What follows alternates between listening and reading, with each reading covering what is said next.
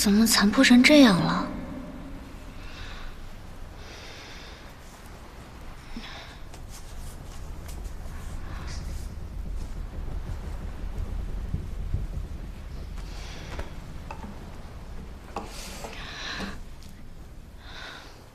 这表示什么呢？这缺颅纹，一个字都认不出啊！是不是也可以？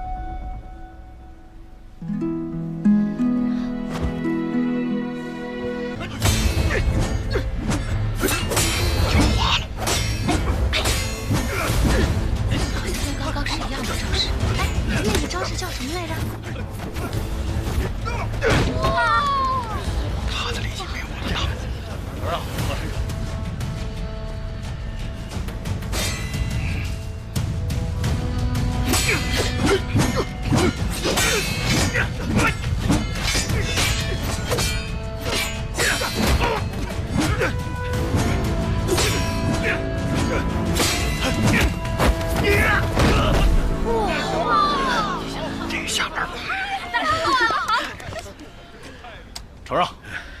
我回去了啊。哎，阿紫，别走啊！郎主今日说，谁赢得了比试，那一桌子菜都是他的。你看，那里面还有上等的鹿肉，看着就好吃。哎，香菜，你不是力气大吗？你去试试。我今儿不行，我肚子疼。哎，夏米，你行吗？我小孩儿，我打得过吗？不敢。你俩是一个指望不上。别！我去吧。啊？哎，等我。放心吧。阿紫，你小心点儿。端午，阿紫，你小心点儿。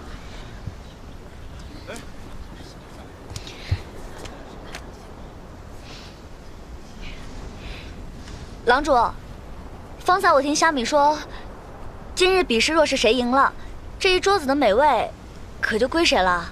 绝无戏言。那我试试啊。不过，若是我赢了，这桌上的美味得给所有猎人都分一份。好啊。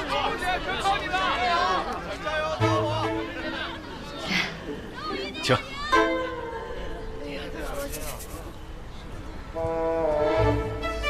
打把趁手的。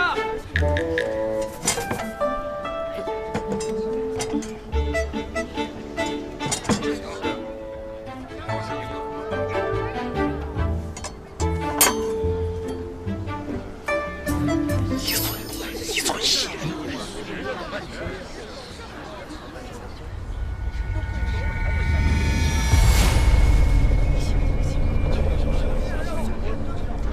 等一下，等会儿。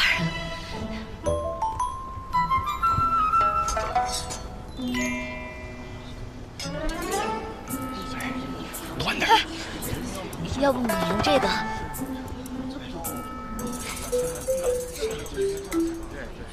多谢啊。阿紫，我要羊蹄、鹿肉。端午，小心点儿，小心点儿。端午。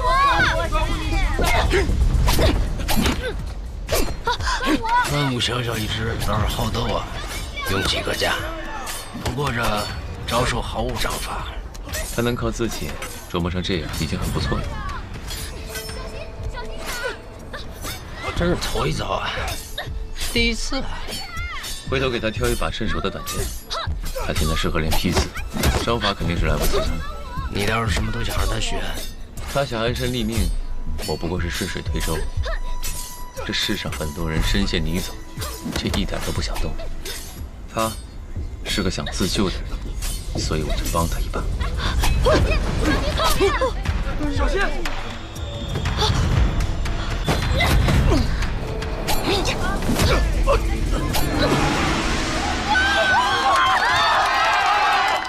多谢水哥。我钱，多谢。我好厉害！说的妙啊！郎主，如何说？好，我会让厨房再准备一些，请慢用。谢郎主。谢郎主。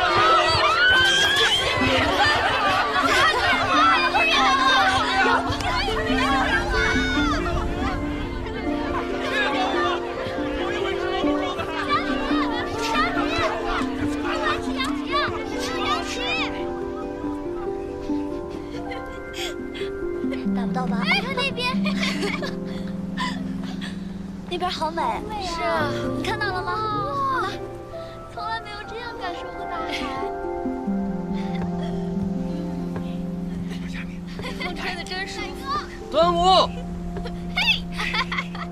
康总理，你们在这儿等我啊。哦，来，小虾米，谢谢阿紫，好舒服呀！小虾米，开心吗？康总理，合适。送给你，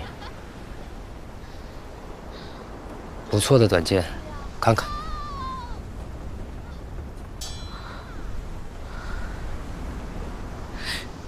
多谢康总理，你等等，等我一下。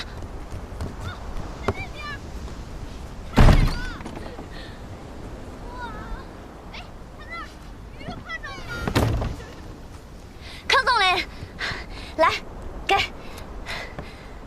这是我自己做的小弩，你别看它小，不过关键的时候还是能保命的。我送与你了，与你交换。端午，这是郎主的意思。郎主送我的。不过你这把小弩倒是挺有意思的，怎么用啊？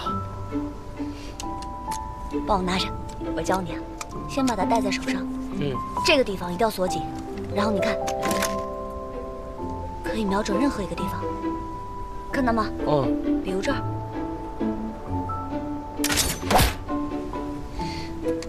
倒是精致小巧。我多练练近战，关键时候能保命。多谢郎主送的短剑。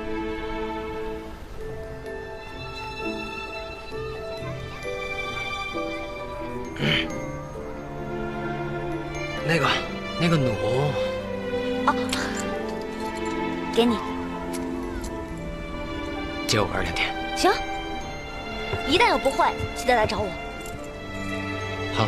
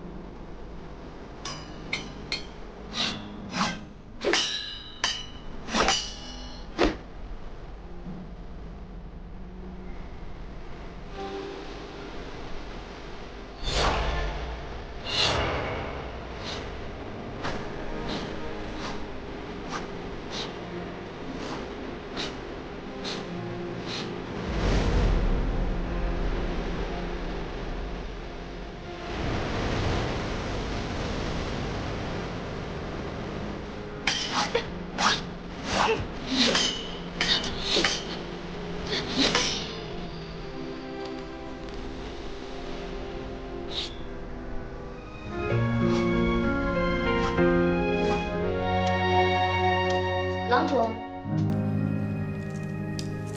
进来。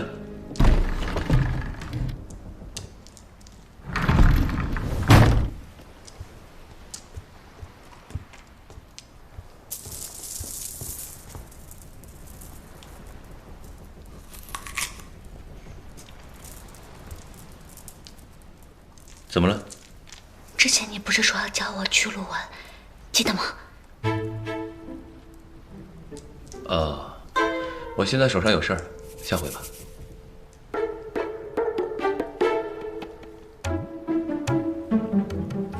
爹说你不是君子，再商言商也要一言九鼎。行，算了，反正你也不会。哎，来，你过来，拿我看看来，来。谢郎主，你看，你干嘛去啊？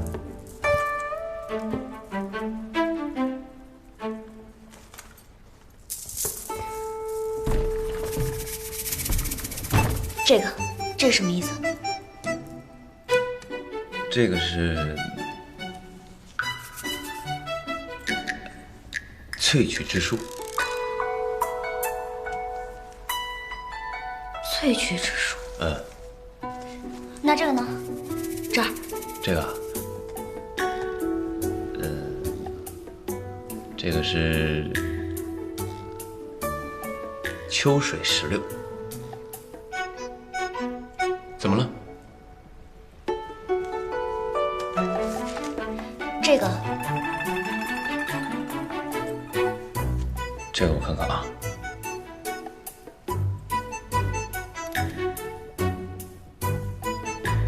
啊，这个是夏日百合。看图说话的，骗我！回来！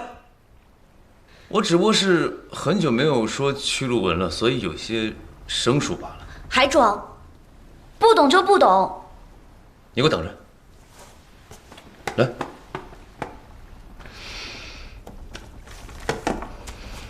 过来坐下。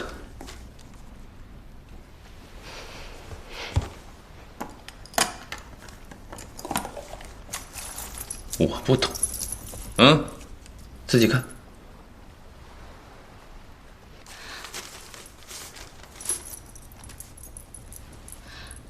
一模一样。仿品？什么仿品？我燕子京用仿品，真的。真的？那当然了。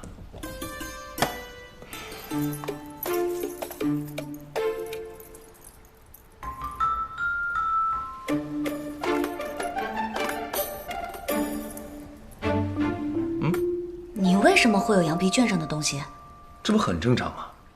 大师的作品流落民间，有什么奇怪的？大师，御师。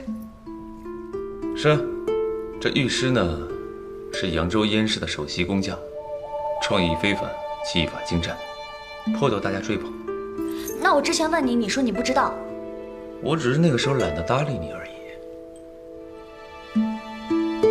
这么说的话，御师在西域。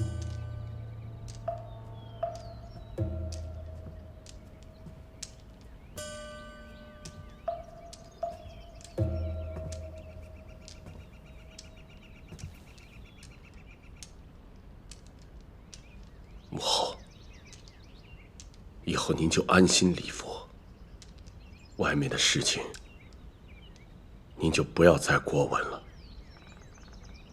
儿子也会自尽于太庙，给天下人一个交代。母后，您不用忧心。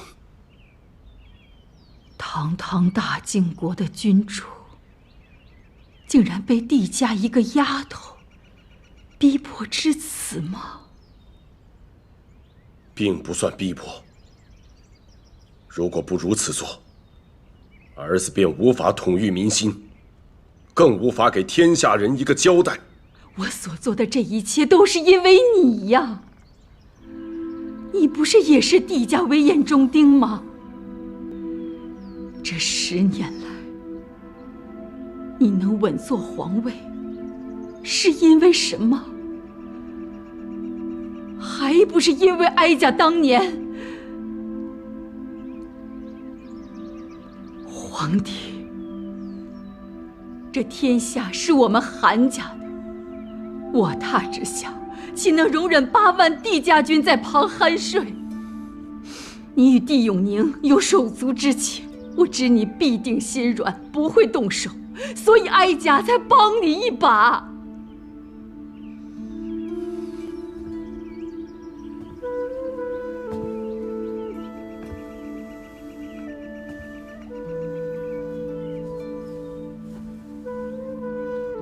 母亲，朕知道您是好意，但是您的好意却酿成了大祸呀！哀家，哀家只是不放心。不放心？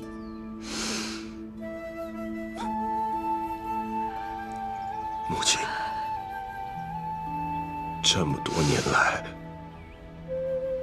朕的皇位从来都坐得不安稳，但即便如此，这皇位还是您的儿子在坐。母亲，难道您认为儿子没法自己解决帝永宁和他的8万帝家军吗？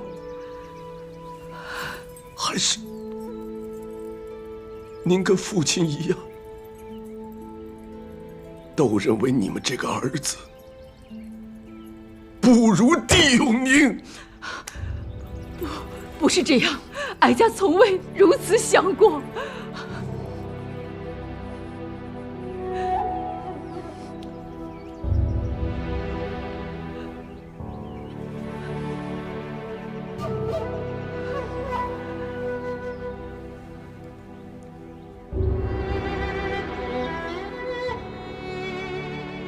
母亲，此事您不用再管，朕自己会处理。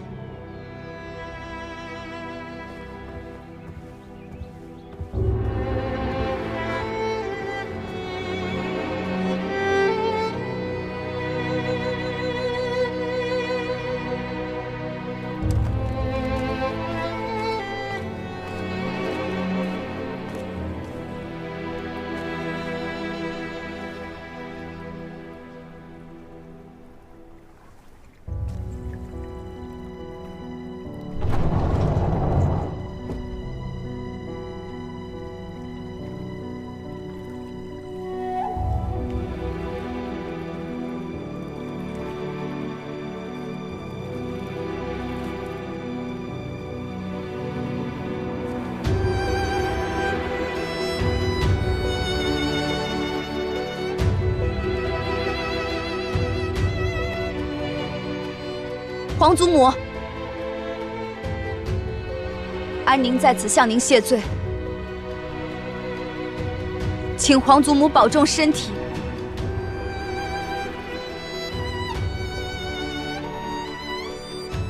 安宁不孝，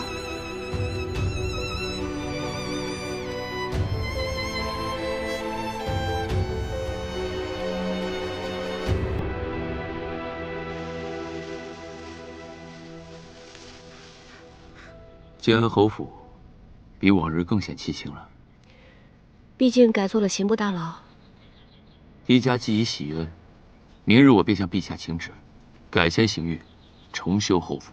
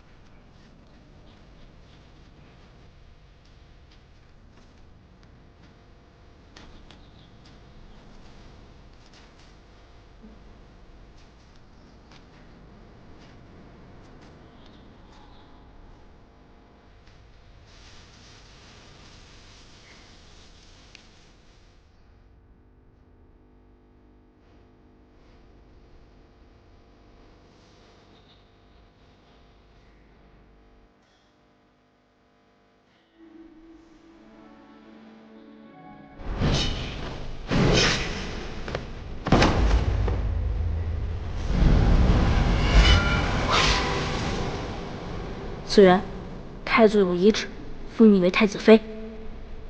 太子妃之位，只属于你。先皇许我太子妃之位，可问过我是否愿意？今上留我太子妃之位，又问过我是否愿意？又如何呢？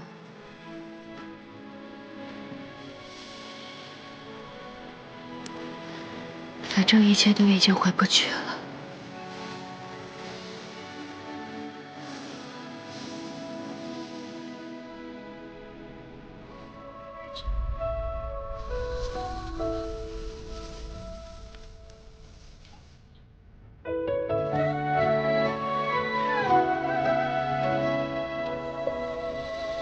好凉呀！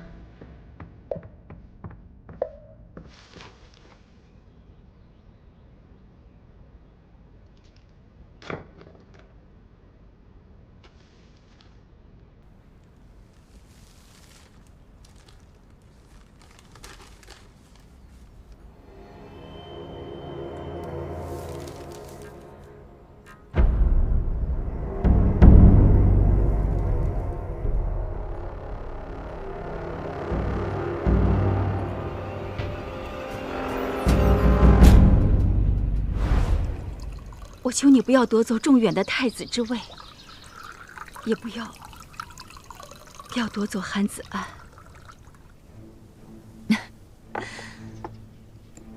你真是想太多了。来，先喝杯茶吧。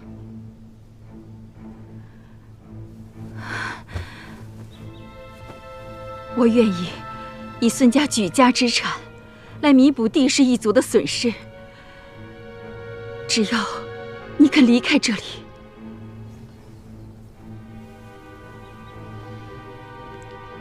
皇位、天下，于我来说，与这杯茶无异。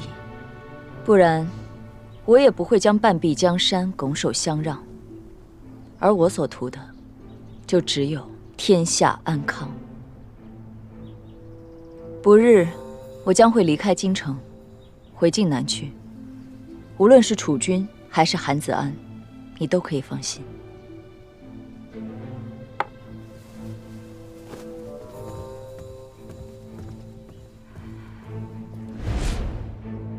你食言了。他离世时，不是哀家，也不是皇帝陪着他，而是你。世人称颂帝家家主仁义无双，可又有谁知道我这个嫡妻是如何熬过被冷落的这些年？地胜天，有些事我们要好好的算一算。给哀家更衣。是。有些话我必须问清楚，否则哀家死了也不得安生。哀家才是这大晋尊荣无上的皇太后。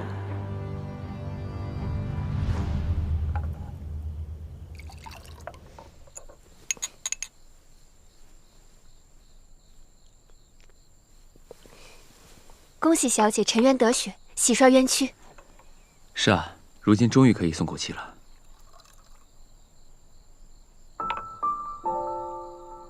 小姐，这大仇已报，你为何看起来不开心啊？大仇已报，了却心事。可是我却不知该何去何从了。这10年走来，我已经被复仇弄得面目全非。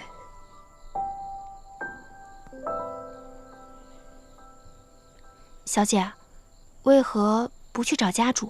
上次你坠落花园山，家主现身去找你了。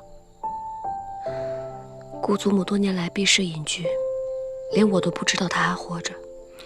想必她定是自有主意，我就不去打扰她了。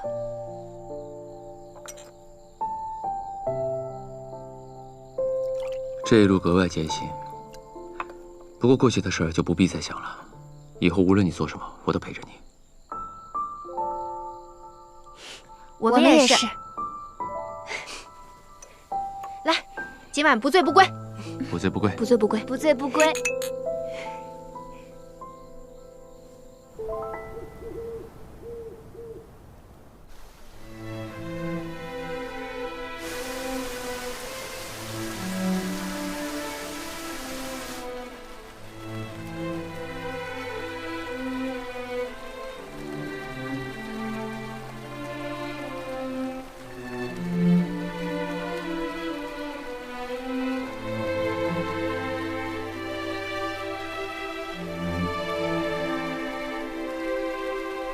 孙玉君，我是个善恶分明、有仇必报的人。你手上沾满了我帝家人的鲜血，你若再往前一步，我必让你血溅当场。哼！当年事发之时，你隐居室外，不问红尘，天下人都以为你死了。如今黄土白骨，你才来找哀家算账，不觉得有点晚了吗？当年我对韩子安做了承诺，答应他不踏进京城一步。我既然答应了他，我就要守诺。守诺？你帝圣天也配说承诺二字？你几时守过承诺？当年你明明答应我，你会离开先帝，可最后你还是跟他走在了一起。金銮殿是你陪他议政的地方，御书房是你陪他批阅奏折的地方，到最后你们两个干脆一起搬进了梅花小筑，还带着我的儿子。整个大晋国，我只有一处他从不踏入的静心堂，这就是你说的守诺。就因为这样，你就要毁了我帝家，屠杀大晋8万子民，最终让帝韩两家结下了血海深仇。这么做，你对得起韩子安吗？我如何对不起他？我为他耗尽一生，而他呢？他又为我做了什么？韩子安为了你们母子倾其一生，他为你留下了一个安定的大晋。大晋开国第2年，韩子安便活不了了。那时，我已做好准备回晋南。临别时，我去向他告辞，却发现他晕倒在御书房。那时候我才明白，他的命只能活3个月了。大晋建国之初，北秦、东迁，虎视眈眈，他不能死。我只好留下来，费尽心血，竭尽全力护住他的心脉，让他多活了3年。不可能！你说谎！此事我没必要骗你。他为什么从来都没有告诉过我？我可是他的妻子，他为什么什么都不说？如果连你都骗不过，又如何骗各路诸侯、各国刺客？帝圣天，韩子安，你们是不是都把哀家当成傻子一般看待？不与你说，是因为这件事从头到尾就根本没有必要瞒着我，因为我是他的妻子。你们告诉我又能如何？我只会阻止你救他，还是会把此事公之于众，让晋国大乱？你们两个是那么的高高在上，才会把别人都想得如此愚蠢。你一直都说，你与韩子安不过是惺惺相惜，相交莫逆，可这番话，普天之下又有谁能相信？随别人怎么想，我自问心无愧。你这副自以为是的样子，简直让我恶心。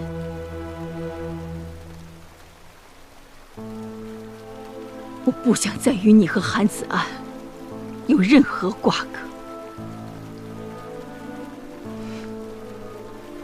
如今你容貌依旧，想来100年之后还能跟他再续前缘。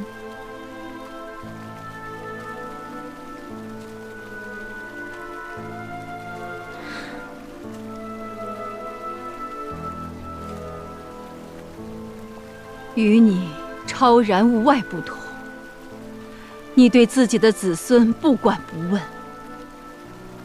我假传圣旨，害死8万将士，这笔孽债我自己来背。虽则如此，可我并不后悔。事到如今，你竟然聪明，又岂会不明白我他之策，岂容他人酣睡之理？如果我真在意那个位子，我又何必将半壁江山拱手相让？孙于君，你到现在还不明白这个道理吗？哼，你自负一生，愈智愈雄。须知你帝家雄霸一方，总有一日会山河分裂。这不是你自己一个人能决定的。为了我的儿子，为了整个大晋国，为了天下安稳，我至死不悔。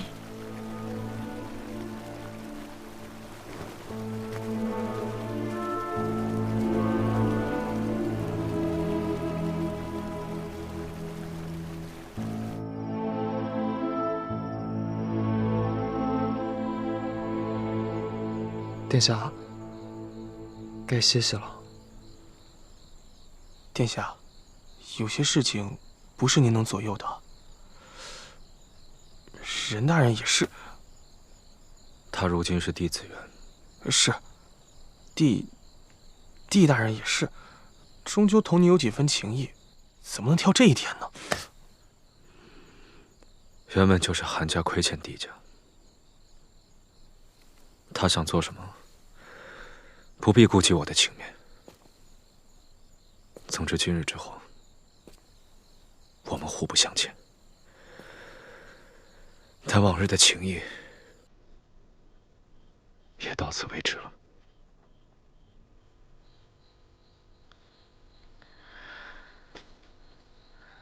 文叔，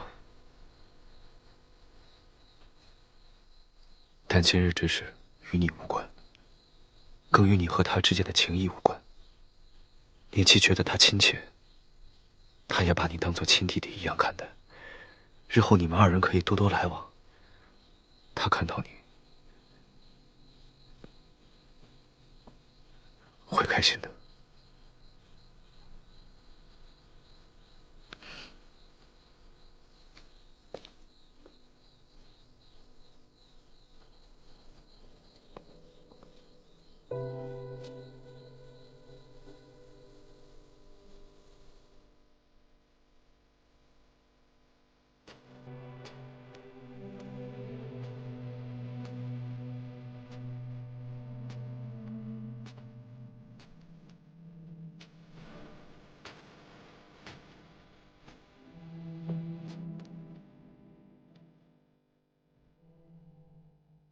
是不愿来放下心房的好机会。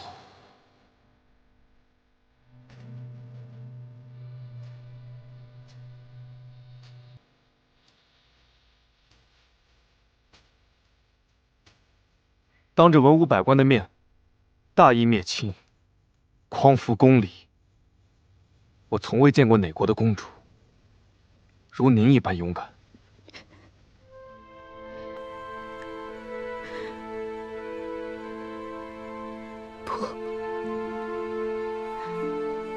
我只是在为我10年前的懦弱全力赎罪罢了。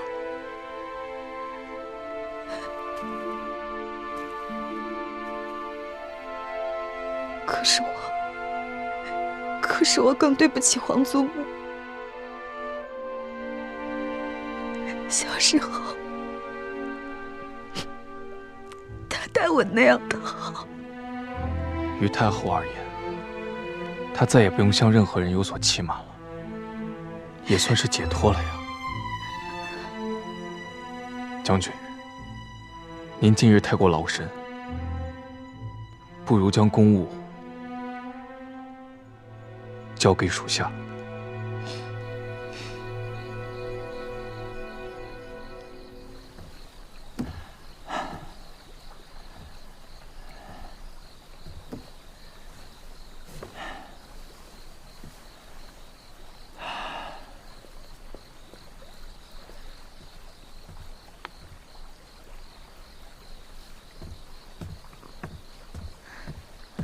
大人，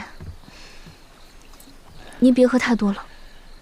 这天气寒凉，酒却浓烈，一冷一热，您的身体受不了的。10年了，这10年，我苦心孤诣，10年蛰伏，终于替季家讨回了公堂。林老，你知道吗？我已经10年没这么开心了。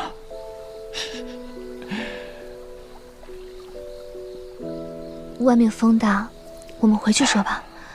我真的没事儿。这10年了，我终于可以光明正大的叫她紫苑了。那个京城最恣意洒脱的女子，我亲手把她带回来了。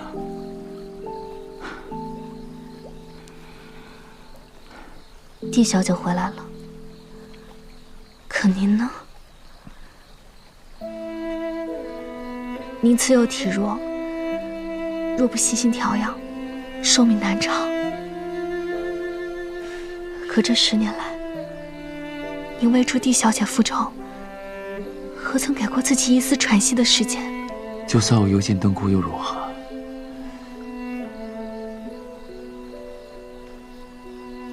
我这一辈子就是为紫苑而活的。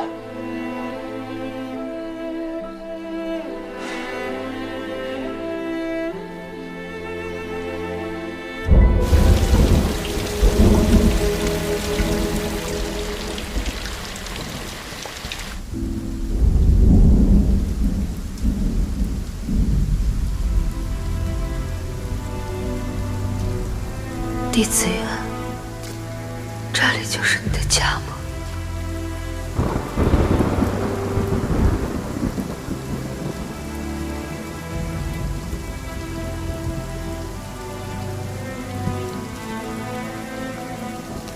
？10年了，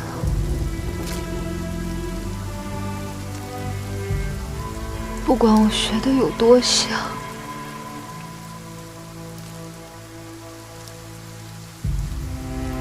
终究还是没能成为你。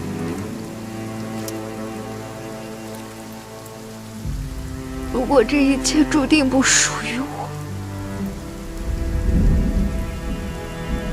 何必让我有那一瞬间的错觉？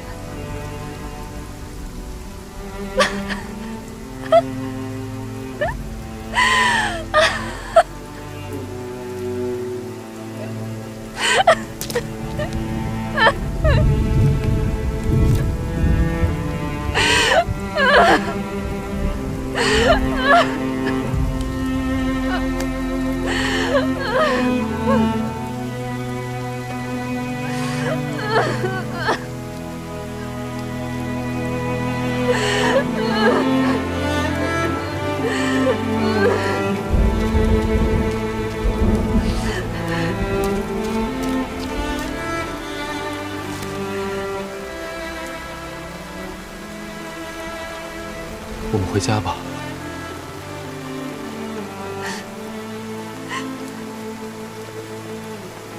你看，你都淋湿了。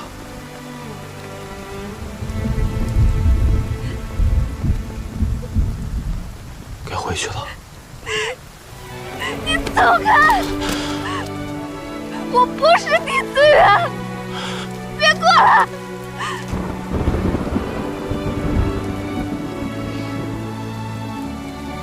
你说过，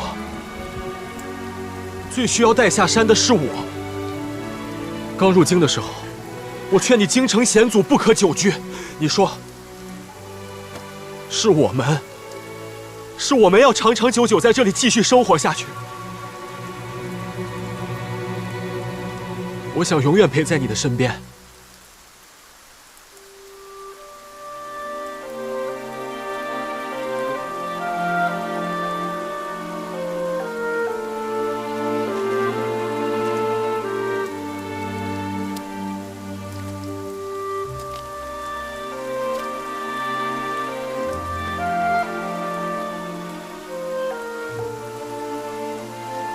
我说过，我会用我的生命换你余生无恙。如今我未死，你的余生还未过完，我是不会离开你的。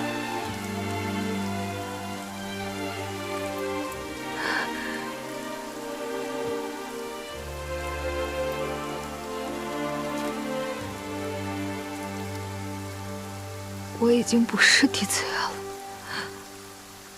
我只是一个乞丐。我现在什么都没有了。你还有我，你不是什么乞丐，也不是什么弟子缘，你是我穆青一生想要守护的人。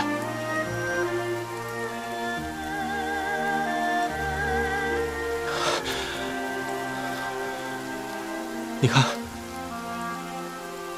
你送我的剑穗，我一直带在身上。你说过，你为我编织剑穗时的心意都是真的，我都记得。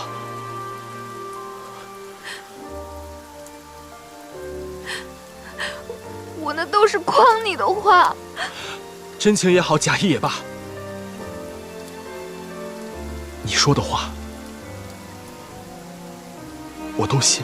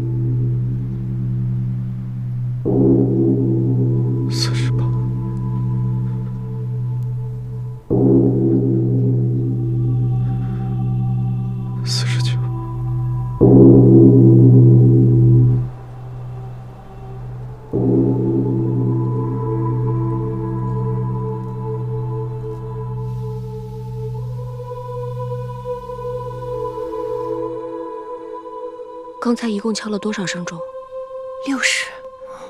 太后才过完60大寿。小姐，难道是太后轰了？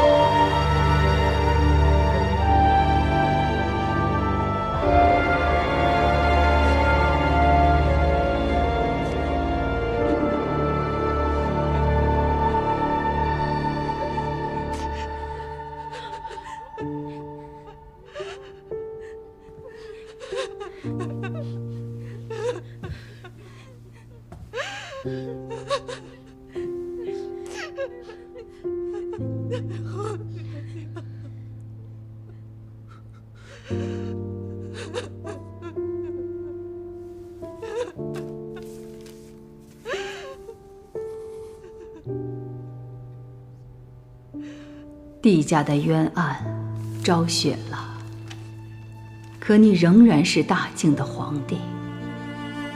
韩中原，输的是帝家，是帝胜天，是帝子元。你赢了，哀家也赢了。帝胜天以为哀家这辈子最记挂、最上心的是先帝，以为哀家灭了帝家也是为了先帝，都不是。哀家是为了你，我唯一的儿子。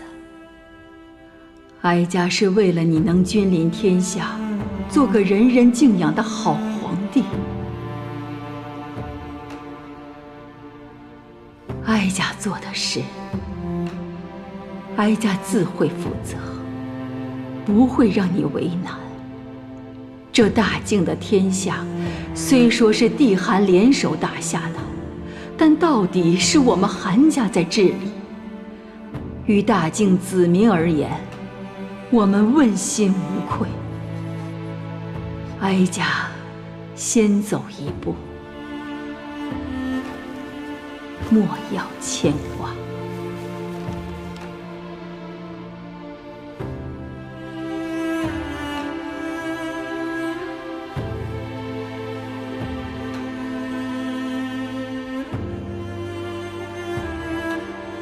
儿子，谨遵母后的教诲。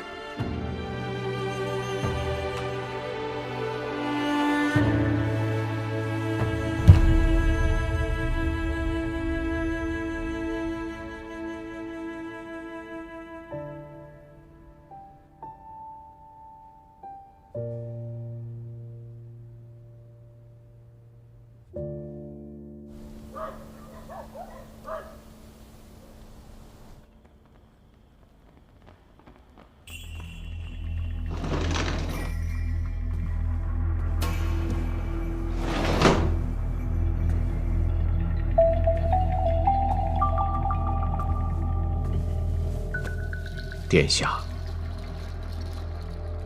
西北边境帝家旧部现在的情况如何？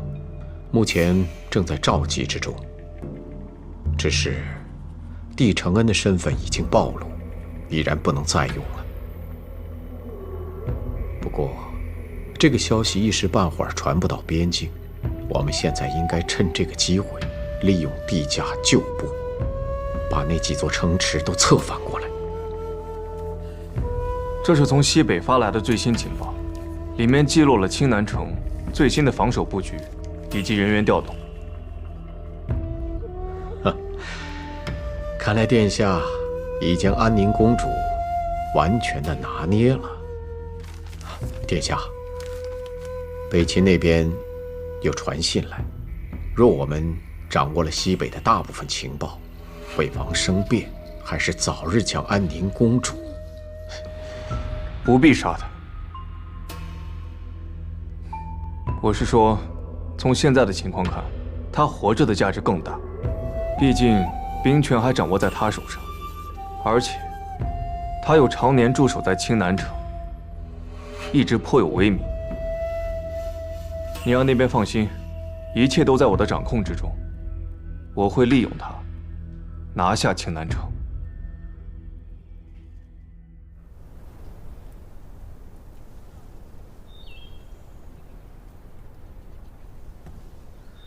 殿下在大殿上守灵3日，不吃不喝，也未曾合眼歇息过，身子想必累坏了吧？为皇祖母亲孝道，是我身为太子的本分。殿下，我最近学了几个新菜式，有红豆鳝粥、宫爆野兔，还有个醋溜鱼片。说起来，这个红豆，你倒是什么都爱琢磨，除了读书。这不是殿下需要吗？我在做菜上面可有天赋了，什么菜都是一学就会。就是安乐姐最喜欢吃的那道江南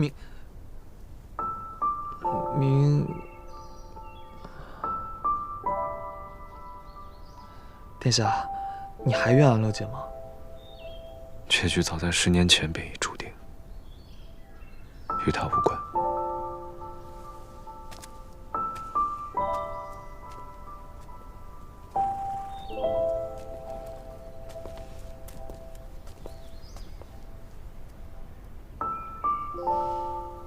安乐姐，